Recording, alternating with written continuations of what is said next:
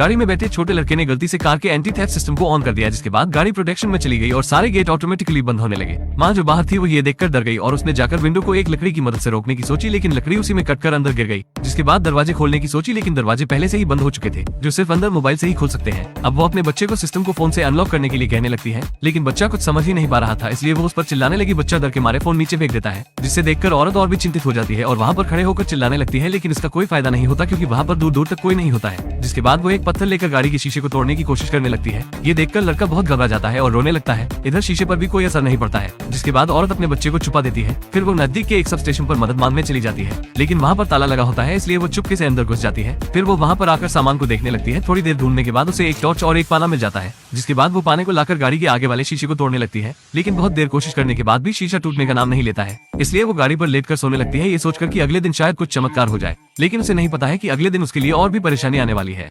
औरत अपनी शर्ट उतारकर गाड़ी के ऊपर डाल देती है अपने बच्चे को गर्मी से बचाने के लिए। लड़का पूरी रात से गाड़ी में बंद है, उसका चेहरा धूप की वजह से लाल पड़ने लगा होता है। औरत के पास कोई रास्ता नहीं होता है अपने लड़के को छोड़कर मदद ढूंढने के लिए। बहुत देर चलने के बाद उसे एक वीरान एरोप्लेन का खंडर मिलता है, तो उसे एक बकेट के अलावा वहाँ पर कुछ नहीं मिलता है। औरत निराश होकर उस बकेट में नदी से पानी भरने लगती है, जो उसे जाते समय दिखी थी। अब औरत पानी लाकर अपने लड़के के पास आ जाती है, लेकिन तभी वो देखती है उसका लड़का गर्मी से पहले से ही बेहोश हो चुका होता है। जिसके बाद वो गाड़ी को ठंडा करने के लिए उस पर पानी डाल देती है, इस उम्मीद में कि गाड़ी का तापमान थोड़ा कम हो जाए, लेकिन पानी थोड़ी देर में सूख जाता है और औरत को चिंता फिर होने लगती है। तभी वो अपने सामने कार में स्मोक डिटेक्शन देखती है, जिसके बाद वो कार के सामने धुआं करने लगती है, इस उम्मीद में कि कार इससे खुल जाएगी, लेकिन दुर्भाग्य से अंदर ज्यादा धुआं जाने की वजह से स्मोक अलार्म तुरंत बंद पड़ जाता है। इससे गाड़ी तो खुलती ही नहीं बल्कि वेंटिलेशन सिस्टम भी बंद पड़ जाता है। जिसके बाद औरत आग को बुझा देती है और अपने लड़के को गाड़ी में बेहोश पड़ा देख वो गाड़ी पर पानी से मारने लगती है, ये जानकर कि उस पर कोई इसका असर नहीं पड़ेगा। जब औरत ये सब कुछ कर रही होती है तभी उसके लिए एक और मुसीबत आ जाती है। वहाँ पर एक जंगली कुत्ता आकर उसकी तरफ दौड़ने लगता है। औरत ये देखकर गाड़ी के ऊपर चढ़ने की कोशिश करती है, लेकिन गाड़ी बहुत गर्म होती है, इसलिए वो गाड़ी के नीचे छुप जाती है।